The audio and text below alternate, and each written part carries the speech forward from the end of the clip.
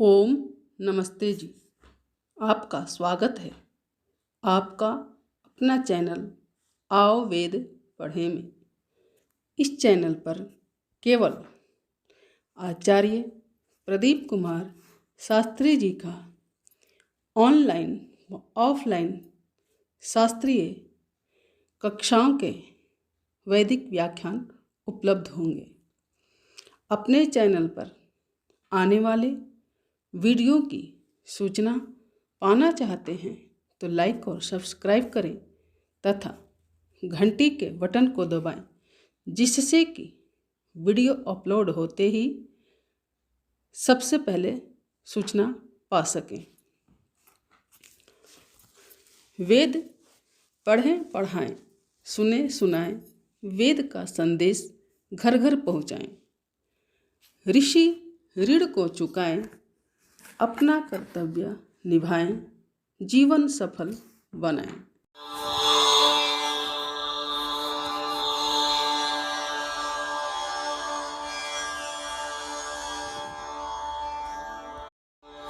तेजस्विनावधीतमस्तु मा विद्विषावहै। ओम शांति शांति शांति। वेदों का नित्यत्व। नमस्ते आचार्य जी। जी सभी को नमस्ते जी। अनेक शास्त्रों के आधार पर प्रमाणित किया गया वेदों के नित्यत्व को। वेद भी इस बात का प्रमाण करता है कि जो ईश्वर है, ईश्वर की व्यवस्थाएं हैं, ईश्वर का ज्ञान है, ईश्वर का उपदेश है, ईश्वर का विधान है, वो सब नित्य है। संस्कृत भाग में इसका विचार किया गया। अभी आज इसके भाषा विभाग का विचार करते हैं।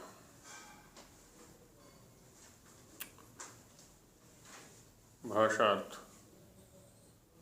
ऐसे ही परमेश्वर ने अपने और अपने किए वेदों के नित्य और स्वतः प्रमाण होने का उपदेश किया है। ईश्वर भी नित्य है और ईश्वर के द्वारा उपदिष्ट जो वेद हैं वो भी स्वतः प्रमाण है, इसलिए नित्य है। तो इस विषय में मंत्र सो आगे लिखते हैं सपर्यगात इत्यादि। यह मंत्र ईश्वर और उसके किए वेदों का प्रकाश करता है। ईश्वर का भी और ईश्वर के किए जो वेद हैं उनका भी प्रकाश करता है। कैसे?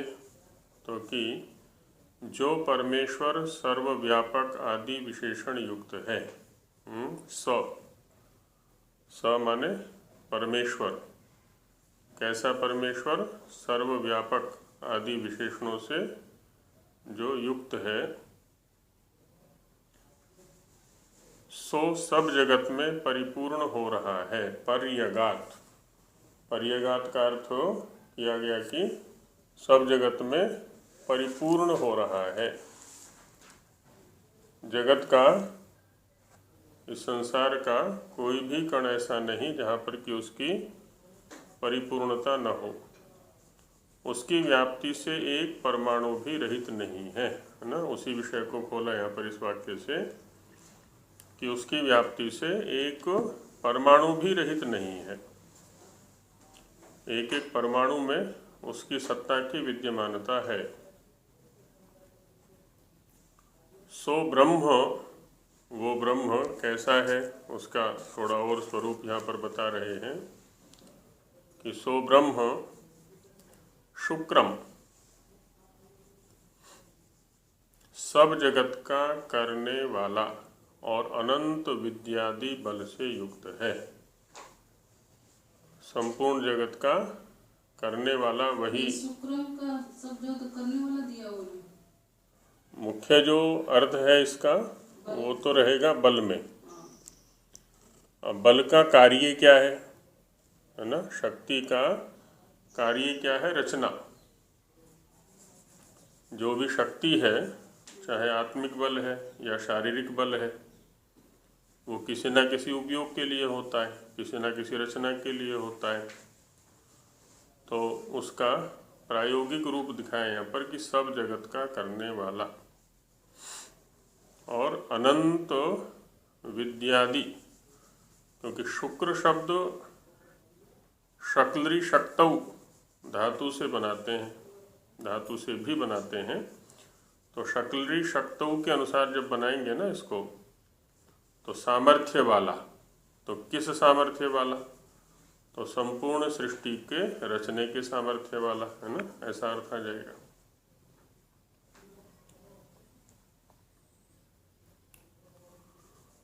तो वही दिखा रहे हैं यहाँ पर। और अनंत विद्यादि बल से युक्त है ना? विद्या का बल, ज्ञान का बल जो कि सर्वोपरि है, उससे युक्त है वो। और कैसा है? अकायम, जो स्थूल, सूक्ष्म और कारण इन तीनों शरीरों के संयोग से रहित है। कभी भी तीनों प्रकार के शरीरों में से किसी भी प्रकार के शरीर के संयोग में वो नहीं आता। उसकी आवश्यकता ही नहीं है किसी प्रकार, क्योंकि शरीर क्या है? ये साधन है, उसकी आवश्यकता ही नहीं है उसको। अर्थात वह कभी जन्म नहीं लेता, है ना? अकायम से क्या दिखाए यहाँ पर? वो जन्म रहित है ना? कभी भी जन्म नहीं ग्रहण करता है। अव्रणम, जिसमें एक परमाणु भी छिद्र नहीं कर सकता है, इतना सूक्ष्म है वो, है ना? इसी अध्याय में, यजुर्वेद के 40वें अध्याय में ही पूर्व में उसका वर्णन करते हुए कहा गया ना, अणोरणीयान। वो अणु से भी अणु है, सूक्ष्म से भी सूक्ष्म है। जो सूक्ष्म वस्तु है वो स्थूल में प्रवेश कर जाता है, लेकिन वो उससे भी सूक्ष्म है, परम सूक्ष्म है। तो परमाणु भी उसमें छिद्र करने के सामर्थ्य नहीं रखता, जिसमें एक परमाणु भी छिद्र नहीं कर सकता। इसी से वह सर्वदा छेद रहित है ना? छिद्र रहित है। व्रण शब्द का सामान्यतः घाव अर्थ कर दिया करते हैं, तो घाव भी एक प्रकार का छिद्र ही होता है। और अस्नाविरम, वह नाड़ियों के बंधन से अलग है। किसी भी प्रकार का नाड़ी आदि का बंधन भी उसमें नहीं है। जैसा वायु और रुधिर नाड़ियों में बंधा रहता है, नाड़ी का ही बिगड़ कर के रूप नाली, नाली अथवा नारी, है ना? नारी शब्द का प्रयोग भी कर देते हैं, कहीं कहीं ल के लिए र का प्रयोग भी करते हैं ना। जैसे इधर है अपना पूर्वी भाग में है ना, ड के लिए या ल के लिए र शब्द का प्रयोग भी कर देते हैं। इधर मथुरा आदि के क्षेत्रों में तो नाड़ी, नाली किसके काम आता है वो? तो बताया स्वामी जी ने यहाँ पर कि वायु और रुधिर नाड़ियों में बंधा रहता है, उन्हीं में बंध करके वो गति करता है, इधर से उधर स्थानांतरित होता है उसमें बंध करके। ऐसा बंधन परमेश्वर में नहीं होता, है ना? इत्यादि प्रकार का जो बंधन है उसमें नहीं है। शुद्धम, जो अविद्या, अज्ञान आदि क्लेश और सब दोषों से पृथक है। अविद्या, अस्मिता, राग, द्वेष, अभिनिवेश, लोभ, शोक, मोह आदि आदि न जाने कितने प्रकार के दोष स्थूल, सूक्ष्म और कारण शरीर के स्तर पर हमारे पास हैं। तो वो सभी प्रकार के दोषों से रहित है, किसी भी प्रकार का दोष उसमें नहीं है, इसलिए वो शुद्ध है। और अपाप विद्धम, सो ईश्वर पापयुक्त व पाप करने वाला कभी नहीं होता। इन शरीरों से युक्त होने पर ही हम पाप से युक्त होते हैं, पाप करने में प्रवृत्त हो जाया करते हैं। तो वैसी कोई परिस्थिति वहाँ पर नहीं है, कोई दोष उसके अंदर नहीं है, क्योंकि दोष युक्त होने पर ही हम पापी हो जाया करते हैं, विरुद्ध आचरण वाले हो जाया करते हैं, अपराधी हो जाया करते हैं। तो जब सभी प्रकार के दोषों से वो रहित है तो इसके लिए कोई अवकाश ही नहीं है वहाँ पर पाप के लिए, क्योंकि वह स्वभाव से ही धर्मात्मा है। अब यहाँ जब इस वाक्य का प्रयोग किया स्वामी जी ने, क्योंकि वह स्वभाव से ही धर्मात्मा है, तो इससे ये निर्देश स्वामी जी महाराज बड़ी सूक्ष्मता के साथ कर रहे हैं कि यदि हम भी स्वभाव से धर्मात्मा हो जाएं तो हमारे आचरण में भी पाप के लिए अवकाश नहीं रहेगा। धर्म अपना स्वभाव बना लें, है ना, धर्म को अपना स्वभाव बना लें कि हम फिर चाह करके भी या अनचाहे में भी, ज्ञान अथवा अज्ञान आदि के माध्यम से भी हम अधर्म की ओर प्रवृत्त नहीं हो पाएंगे। और ये तभी होगा जब तृतीय नियम का अनुसरण हम नियमित रूप से करेंगे। वेद का पढ़ना पढ़ाना और सुनना सुनाना, इस कार्य को हम अपना परम धर्म मानेंगे, किसी दूसरे का नहीं कि चलो जी ये तो संस्था वालों का काम है, ये तो आचार्यों का काम है, ये तो उपदेशकों का काम है वेद को पढ़ना पढ़ाना सुनना सुनाना। हमारा काम तो गृहस्थ को संभालना है, बिजनेस को संभालना है, नेतागिरी करना है, संसार को आदि आदि। ये सब कार्य भी बहुत अच्छी प्रकार से संपन्न होंगे, धर्म पूर्वक संपन्न होंगे, यदि वेद का पढ़ना पढ़ाना और सुनना सुनाना इसको हम अपना परम धर्म जीवन का अंग बना लें। तो धर्म हमारा स्वभाव बन जाएगा फिर, और धर्म स्वभाव बन जाएगा फिर पाप तो हमसे कोसों दूर रहेगा। कवि ही जो सबका जानने वाला है ना। कवि शब्द ऋषि के लिए भी आता है। कवि का जो कार्य है वो काव्य कहलाता है, कविता कहलाता है, और ये सब ज्ञानपूर्वक ही प्रवृत्तियां हुआ करती हैं। तो सब कुछ जानने वाला है। कवि को यहाँ पर सर्वज्ञ अर्थ में रखा है स्वामी जी महाराज ने। हाँ जी, क्योंकि वह स्वभाव से ही धर्मात्मा है, संस्कृत में नहीं है, कई बार वो हो जाती है। अपाप विद्धम नैव तत् पापयुक्तम पापकारी च कदाचित भवति। हाँ, इतना ही रखा हुआ है वहाँ पर, धर्मात्मा वाला पक्ष वहाँ पर नहीं है।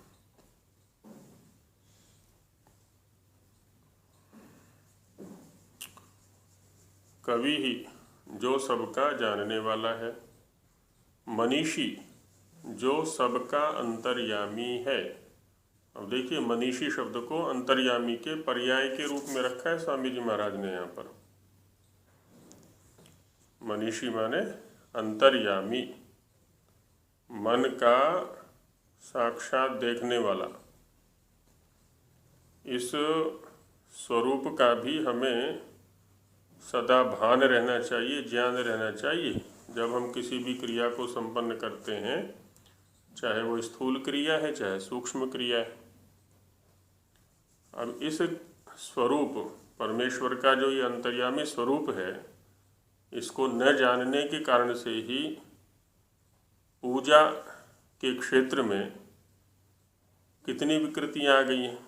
ईश्वरोपासना के नाम पर कितनी विकृतियां आ गई हैं, देखिए, है ना। ईश्वर को बाहर खोज रहे हैं, स्थान विशेष में खोज रहे हैं, और कितना शोर शराबा करते हैं, कितना अपव्यय करते हैं, कितना प्रदूषण करते हैं पूजा पद्धतियों के नाम पर। यदि ये स्वरूप हमारे समझ में आ जाए, ईश्वर का जो सर्वव्यापक है, सर्वांतर्यामी है, तो भला ये जो ऊर्जा हमारी बाहर अपव्यय हो रहा है उसका हम उसका सदुपयोग कर सकते हैं फिर अपनी उन्नति के लिए। और नहीं तो विपरीत मार्ग को पकड़कर अज्ञान के कारण से जब हम विपरीत मार्ग को पकड़ लेते हैं तो हम अपराधी की कोटि में आ जाते हैं, है ना। अपराध माने लक्ष्य से भटकना, लक्ष्य के विरुद्ध गति करना। तो जो सबका अंतर्यामी है और भूत भविष्य तथा वर्तमान इन तीनों कालों के व्यवहारों को यथावत जानता है, हमारे व्यवहारों को थोड़ा बहुत तो हम लोग भी जान जाते हैं ना। एक कहावत लोक में प्रचलित है, पूत के पांव पालने में दिख जाते हैं।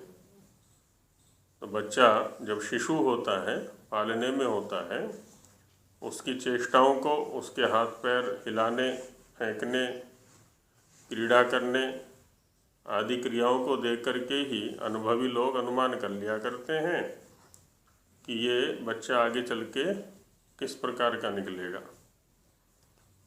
आचार्य या गुरु अपने शिष्यों को जब पढ़ा रहे होते हैं तभी उसके भविष्य के विषय में आकलन कर लिया करते हैं, ये किस प्रकार का आगे निकलेगा उसके आचरणों को देख करके। तो ईश्वर तो सर्वज्ञ है।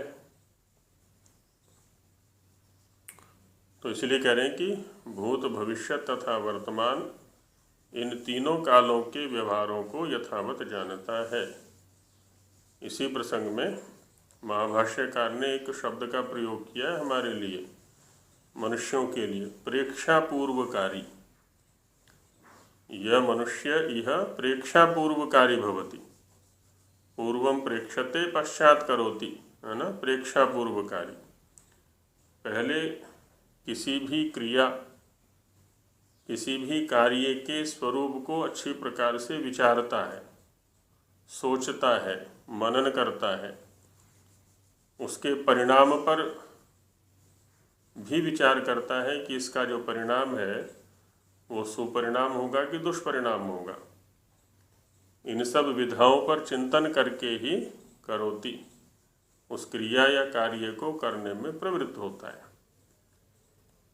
तो फिर तीनों कालों पर उसकी दृष्टि जा रही है कि आगे क्या परिणाम होने वाला है, वर्तमान में इस क्रिया को कैसे करेंगे और इसका जो भूतकाल होगा वो किस प्रकार का होगा। तो वो तो सर्वज्ञ है परमेश्वर, वो क्यों नहीं जानेगा, यथावत जानता है। पूर्वम प्रेक्षते पश्चात करोति, पूर्वम प्रेक्षते पहले प्रेक्षण करता है, अच्छी प्रकार से देखता है, सोचता है, विचारता है, चिंतन मनन आदि करता है और बाद में करता है ना। सोच विचार कर करने वाला विमृश्यकारी भी बोलते हैं, प्रेक्ष्य पूर्वकारी बोलते हैं।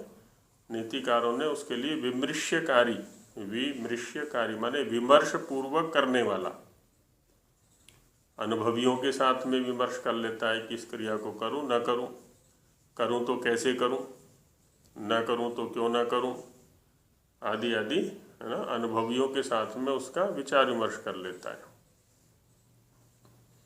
बाद में क्रिया को करता है उसको। और मनुष्य शब्द भी इसी तथ्य की ओर संकेत कर रहा है, क्योंकि मनुष्य का मतलब भी क्या होता है, मननात् मनुष्य, जो मननशील है ना, जो मनन करने वाला है उसको मनुष्य बोलते हैं।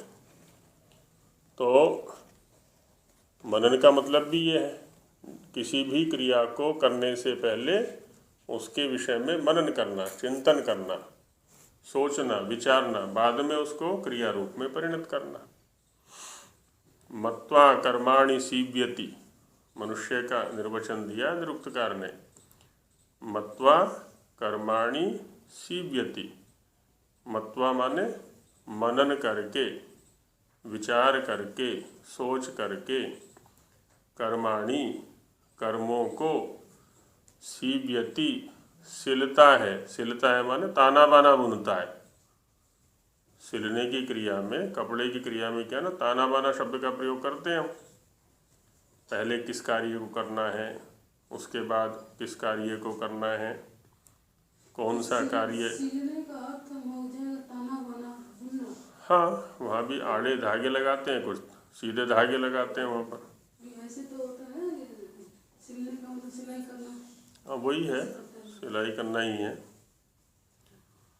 तो शिवो तंतु संताने, है ना, धातु पाठ में धातु है सीव्यति, सिलने के लिए।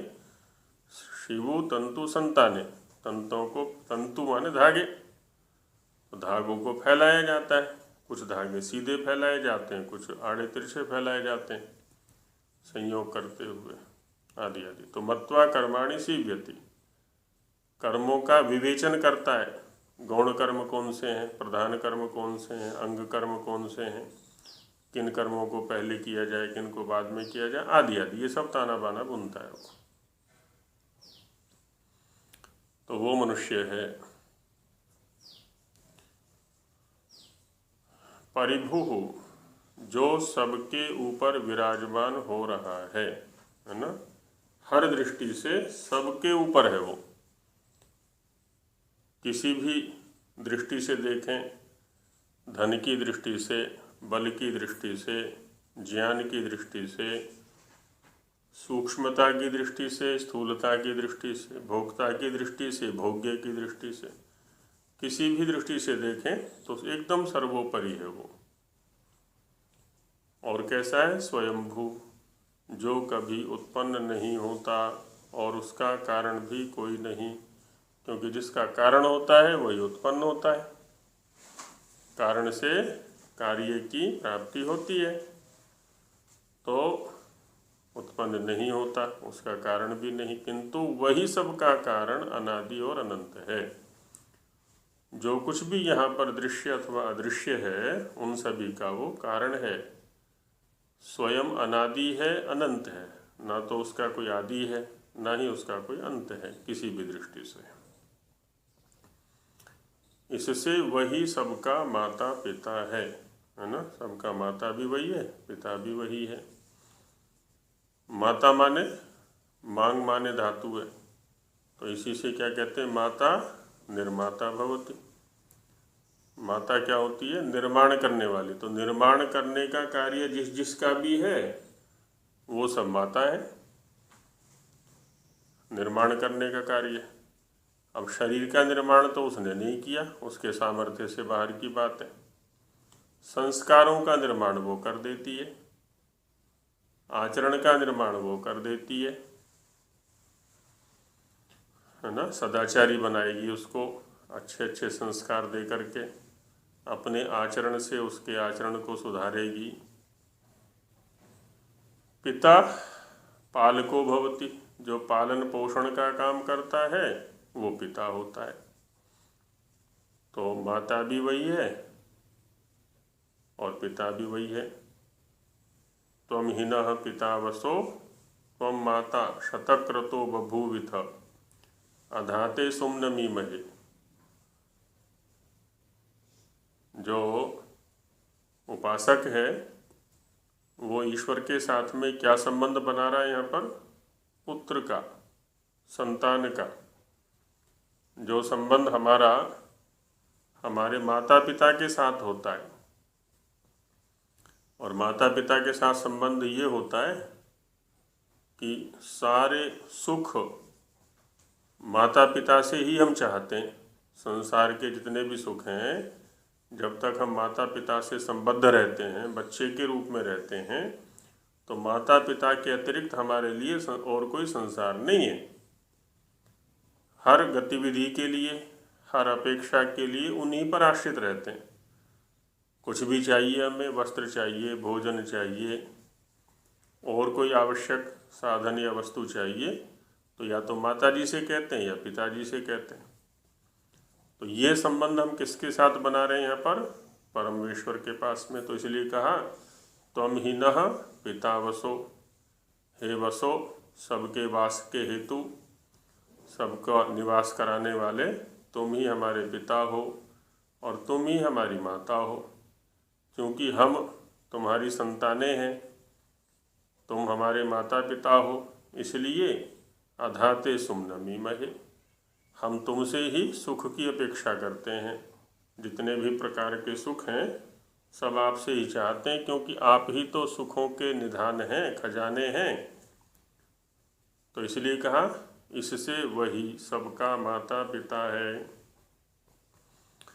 और अपने ही सत्य सामर्थ्य से सदा वर्तमान रहता है, किसी अन्य के सामर्थ्य की उसको आवश्यकता नहीं है।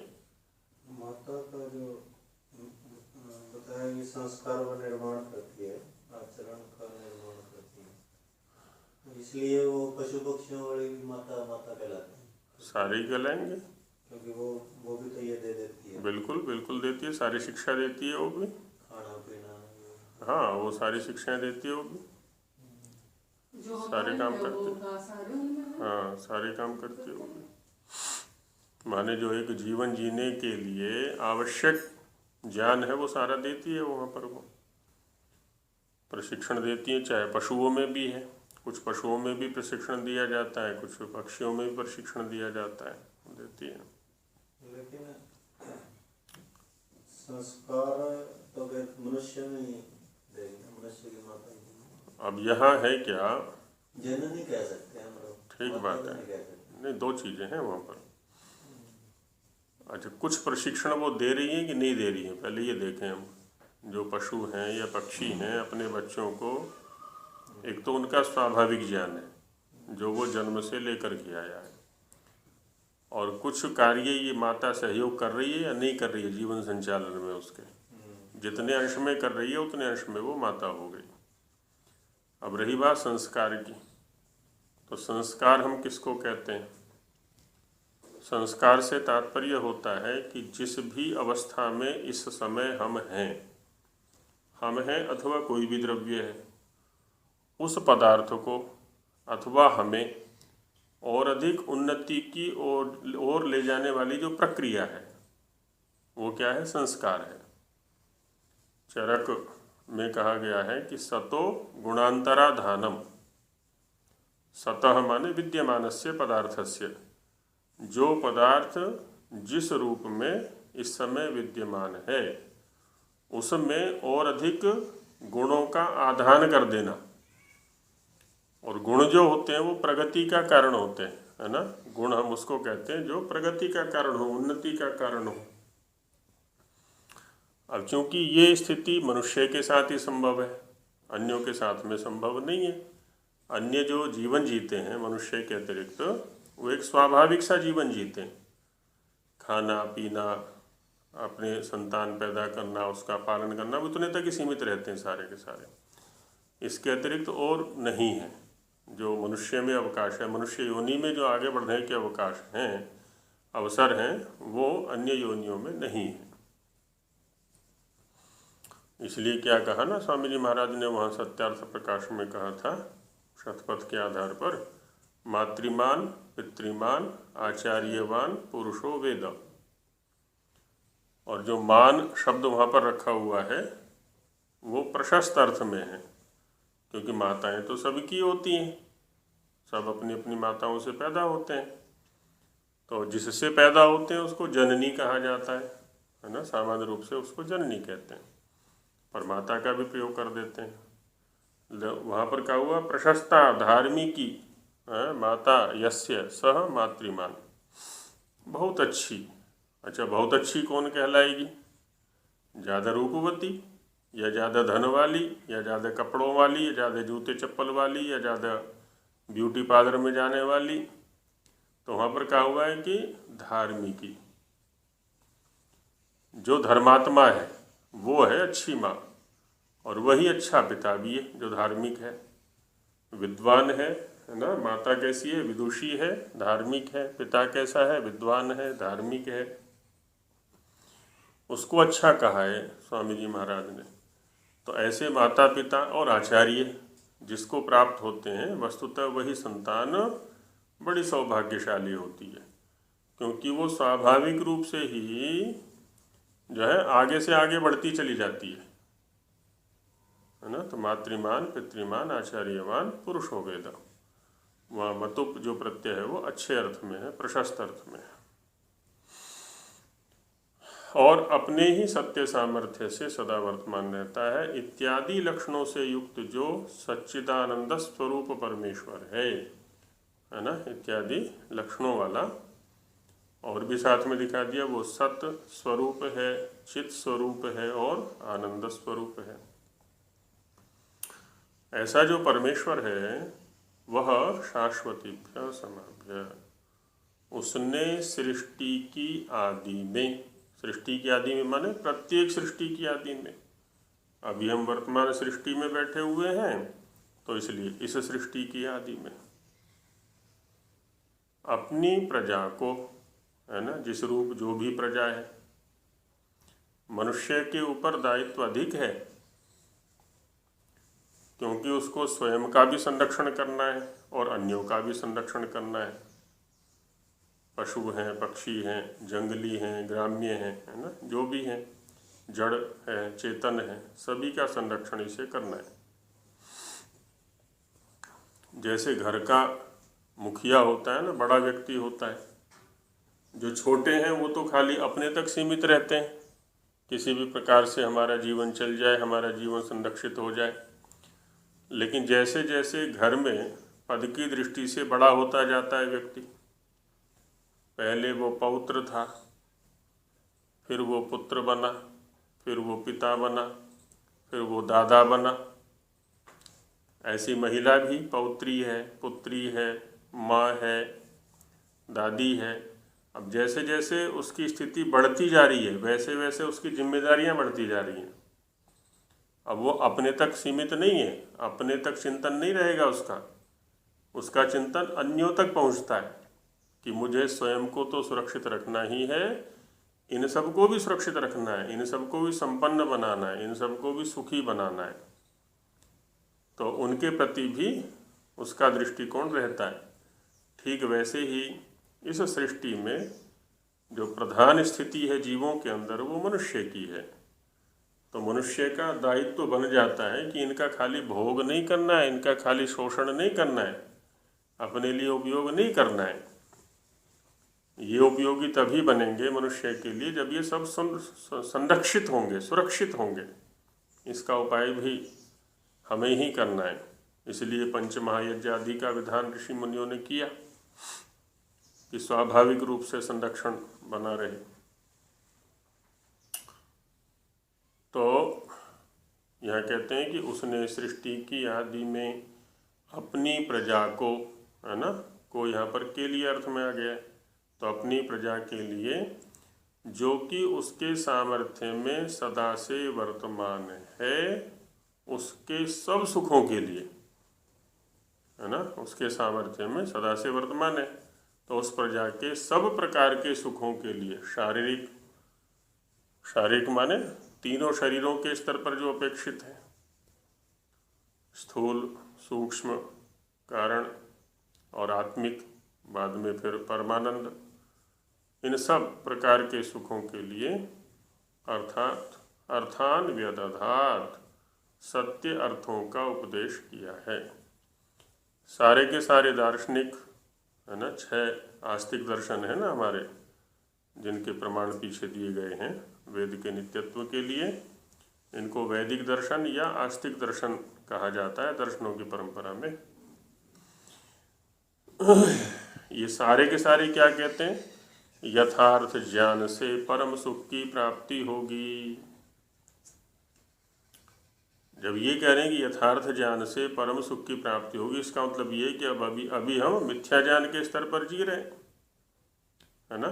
मिथ्या ज्ञान दुख का हेतु है, विपरीत ज्ञान, उल्टा ज्ञान या ज्ञान का न होना, है ना, किसी विषय में ज्ञान का न होना भी हमारे दुख का कारण बनता है, और विपरीत ज्ञान होना ये भी दुख का कारण बनता है। तो उसके लिए क्या कहा यहाँ पर कि सत्य अर्थों का उपदेश किया है। जो अर्थ, जो पदार्थ, जो विषय जैसा है ना, उसका उसी रूप में उपदेश किया है। इसी प्रकार जब जब परमेश्वर सृष्टि को रचता है ना, जब जब सृष्टि रचना होगी, और वो तो होनी है क्योंकि ये प्रवाह से नित्य है सृष्टि प्रलय ये अनादि अनंत चक्र चल रहा है और चलता रहेगा।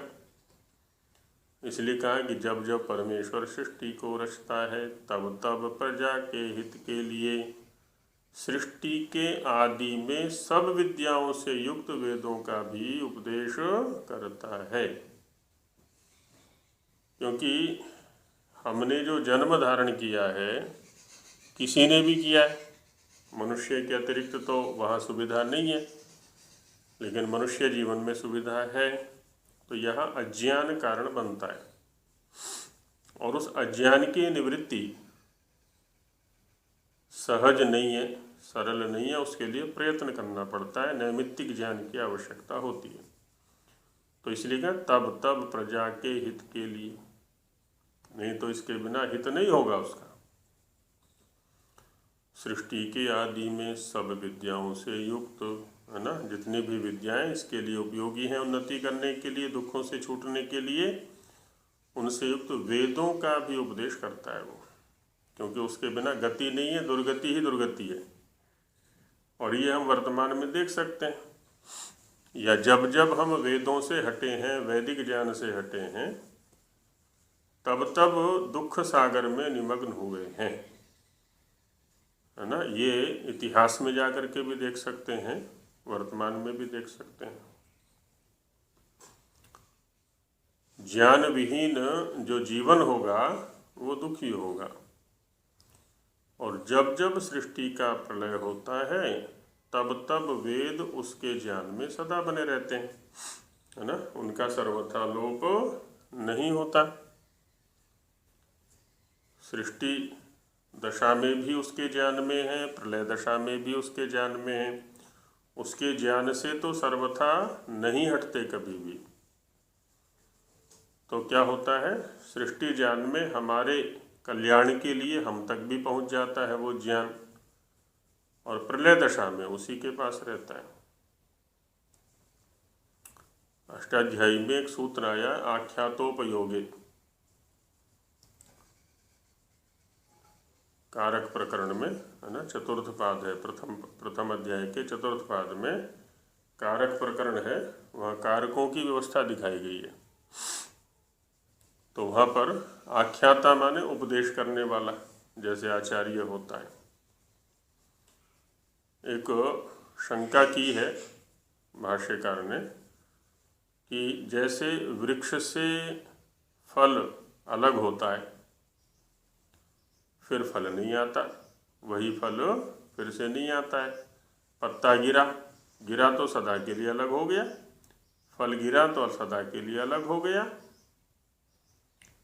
वैसे ही आचार्य से जब ज्ञान अलग हो रहा है तो सदा के लिए अलग हो जाए। उपदेष्टा से, उपदेशक से शिष्य के पास ज्ञान जा रहा है, तो शिष्य के पास या श्रोता के पास ज्ञान पहुंचा शब्दों के माध्यम से, तो जब उसके पास पहुंच गया तो अब आचार्य की जो बुद्धि है वो खाली हो जाए ज्ञान से। तो वहाँ पर कहा है कि नहीं, ऐसा नहीं होता है। अपादान संज्ञा की है इसकी, है ना, ध्रुवम अपाए अपादानम। अपादान जैसे मिट्टी से घड़ा बनता है ना, तो सर्वथा घड़े के रूप में परिणति हो गई, अब वो मिट्टी नहीं है, उतनी मिट्टी जितनी का घड़ा बना था। तो वहाँ पर कहा है कि ज्योतिर्वत ज्ञानानि भवन्ति, ज्ञान जो होते हैं वो प्रकाश के समान होते हैं। जैसे अग्नि देखी है ना हमने जलते हुए, चूल्हे के अंदर, यज्ञ कुंड के अंदर, या कहीं भी काष्ठ के अंदर, दीपक के अंदर, तो वहाँ जो ज्योति जलती है, जो लो जल रही है, जो अग्नि जल रही है, जो प्रकाश निकल रहा है, वो क्या है ना, प्रतिक्षण नया नया आता जा रहा है, एक नहीं है वो, है ना। हमें दिखता ये है कि एक ही प्रकाश लगातार बना हुआ है, एक नहीं है। एक ही अग्नि लगातार बनी हुई है, एक नहीं है वो, हर क्षण नया नया आ रहा है। नया नया उत्पन्न होता रहता है। यही स्थिति ज्ञान की होती है। नदी के किनारे खड़े हो जाएं, वहाँ देखें खड़े होकर के जल के प्रवाह को, तो हमें दिखाई पड़ेगा कि एक ही जल बह रहा है सारा का सारा, है ना। जबकि वो एक जल नहीं है, हर क्षण नया नया आता जा रहा है ना। पुराना जल आगे बह गया, फिर और आ गया, फिर और आ गया, पुराना गया और नया आ गया, है ना। ये क्रम चलता रहता है, ये प्रवाह बना रहता है। यही प्रवाह हमें दीपक की अग्नि में, लौ में दिखाई पड़ता है, यज्ञ कुंड की अग्नि में, चूल्हे की अग्नि में, और ज्ञान में भी ये प्रवाह रहता है बराबर, नया नया नया नया। जितना जितना वो ज्ञान को वितरित करता है, बांटता है, उतना उतना ज्ञान और नवीनीकरण होता रहता है, उसका परिष्कार होता रहता है, बढ़ता रहता है, उसमें न्यूनता नहीं आती है। नीतिकार ने समझाया ना कि दो प्रकार का धन होता है। एक तो ये भौतिक धन है। भौतिक धन तो देते हैं, जेब में थे हमारे 10,000 रुपये, 1,000 रुपये करके देने चालू किए हमने, 10 व्यक्तियों में चले गए तो जेब खाली हो गई। लेकिन हमने विद्या देनी आरंभ की, कितने व्यक्तियों को दी? 10 को दी, 100 को दी, 1,000 को दी, 1,00,000 को दी, 1 करोड़ को दी। लेकिन यह क्या हुआ? विद्या तो बढ़ती चली गई, उसमें तो कमी आई नहीं।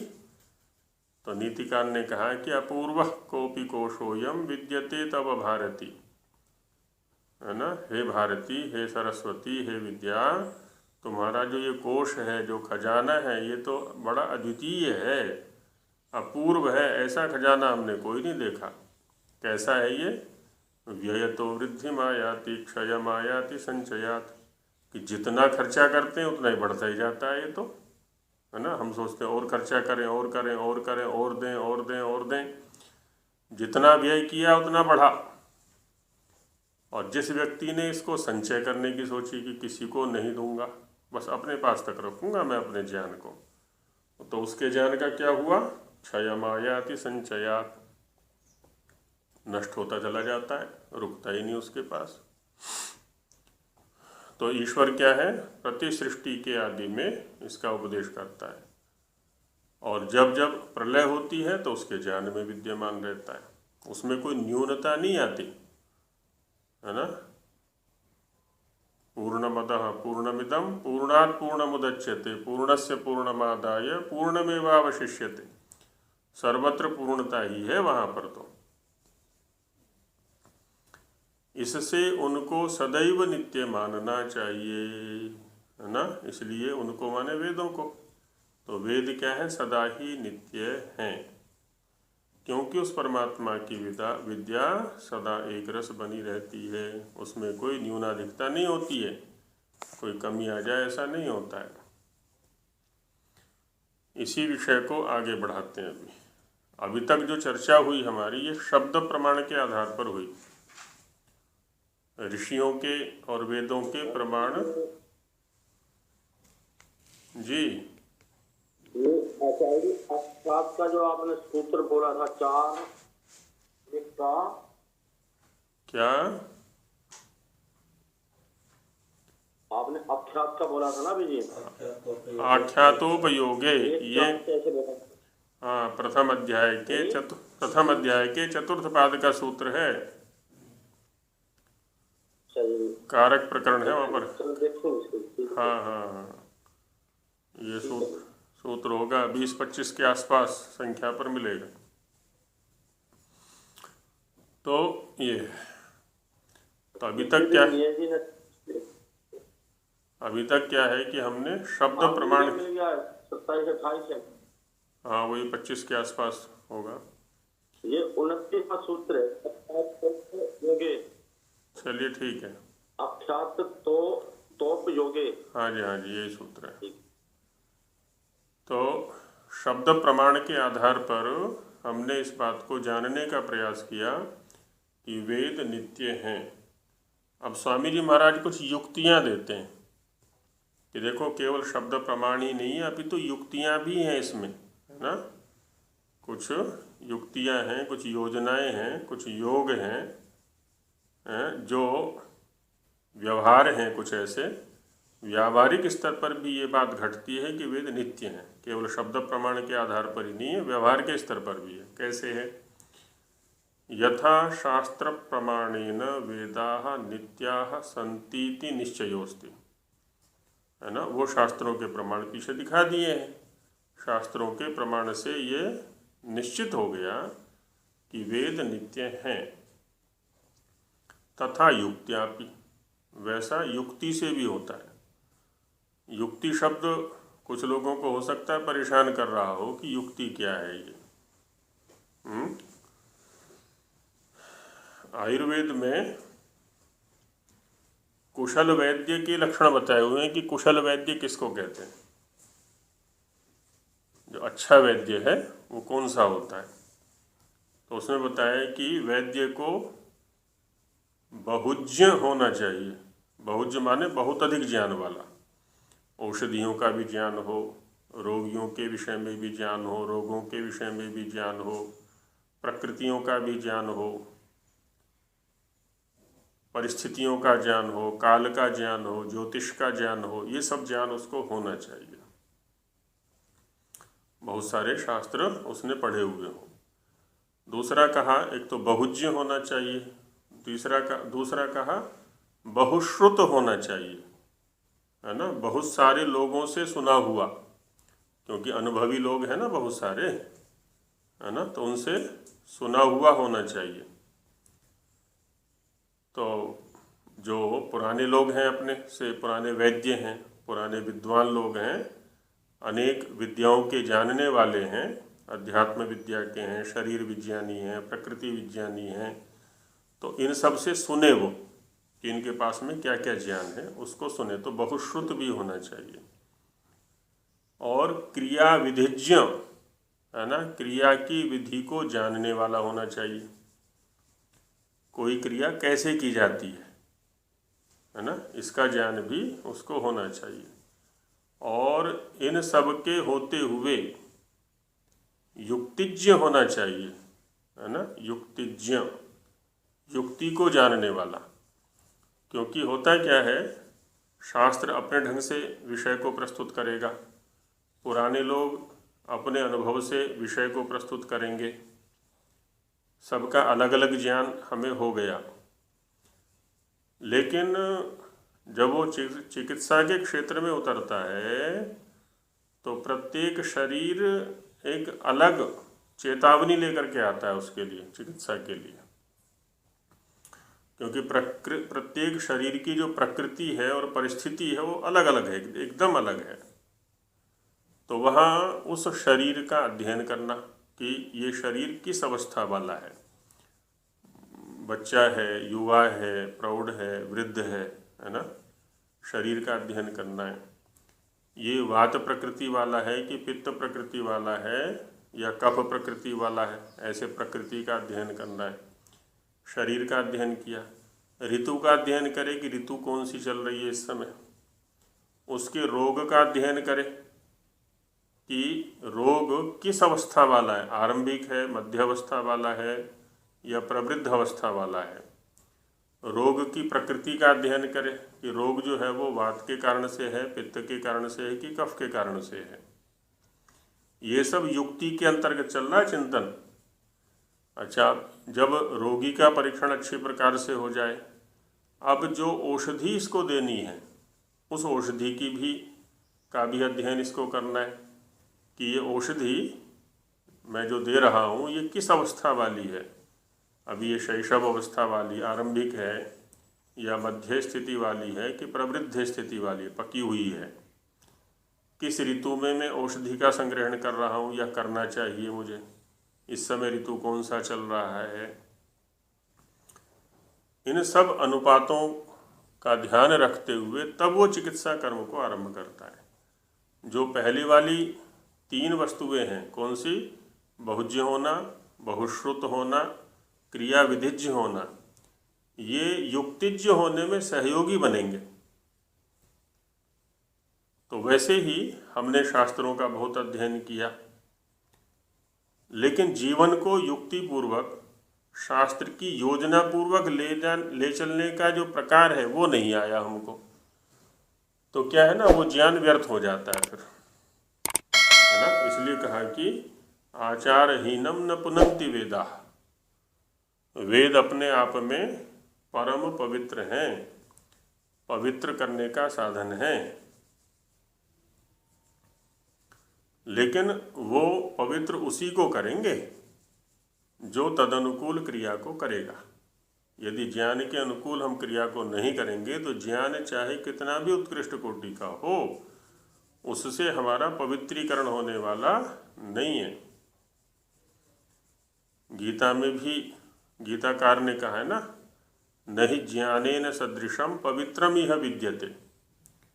पवित्र करने के जितने भी साधन इस संसार में हैं, उन सभी साधनों में ज्ञान के सदृश और कोई साधन नहीं है पवित्र करने वाला।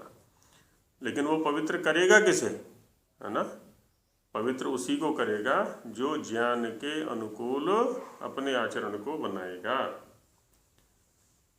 रसोई के अंदर, संस्कृत में रसोई को रसवती बोलते हैं, रसवती का ही बिगड़ करके रसोई बन गया है। वैसे पाकशाला भी बोलते हैं, जहाँ पाक होता है वो पाकशाला हो गई, और जहाँ रस हैं, षड्रस व्यंजन भरे पड़े हैं, तो वो रसवती हो गई। उसमें बहुत सारी वस्तुएं हैं, शाक हैं, फल हैं, अन्न हैं, मेवे हैं, और जो भी आहार की वस्तुएं हैं उनका ज्ञान भी हमें है, किस वस्तु का क्या प्रकृति है, क्या धर्म है, क्या कार्य है उसका, लेकिन हम खाते नहीं उसको, तो हमारा स्वास्थ्य थोड़ा ना ठीक रहेगा केवल ज्ञान मात्र से। तो ज्ञान जो है वो आचरण में आने पर ही पवित्र होता है, माने पवित्र करने वाला होता है। ज्ञानम भार क्रियाम बिना, इसलिए कहा है कि ज्ञान जो है वो भार है किसके बिना, क्रिया के बिना। सुश्रुतकार ने कहा, सूत्र स्थान के 4th अध्याय का 4था श्लोक है सुश्रुत में, यथा खरश्चंदन भारवाही भारस्य वेत्ता न तो चंदनस्य। खर माने गधा, गधे के ऊपर चंदन ढोया जाए उसके ऊपर रख करके, तो मेरे ऊपर चंदन रखा है कि मिट्टी रखी है इसका पता उसको नहीं है, वो तो केवल भार का वहन करने वाला है। इसी प्रकार से जो आचरणहीन विद्वान है, आचरणहीन ज्ञानी है, वो भी गधे के समान ही है। तो जो आचरण आता है वो युक्ति से आता है, इधर ज्ञान है हमें शास्त्रों का, और इधर फिर अपनी क्रियाओं का, अपनी परिस्थितियों का, प्रकृति की परिस्थितियों का अध्ययन साथ में रहता है। दोनों का सम्मेलन करते हुए चलना, दोनों का सामंजस्य करते हुए चलना, ये होता है युक्ति।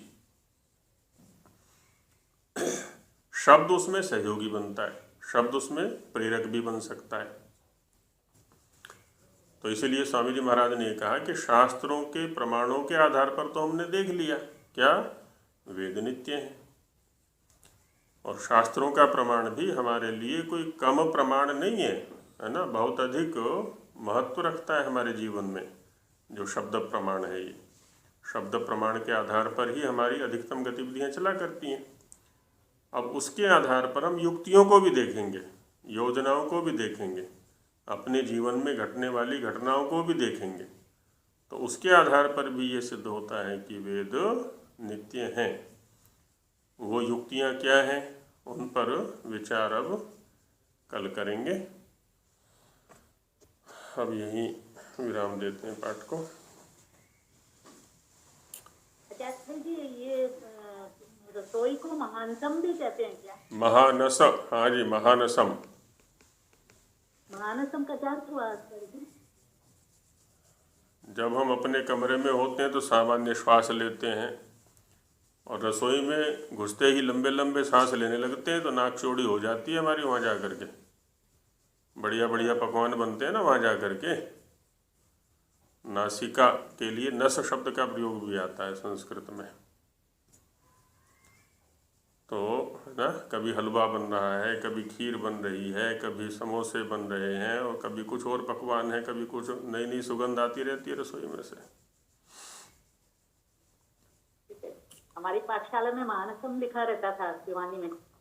हाँ, महानसम।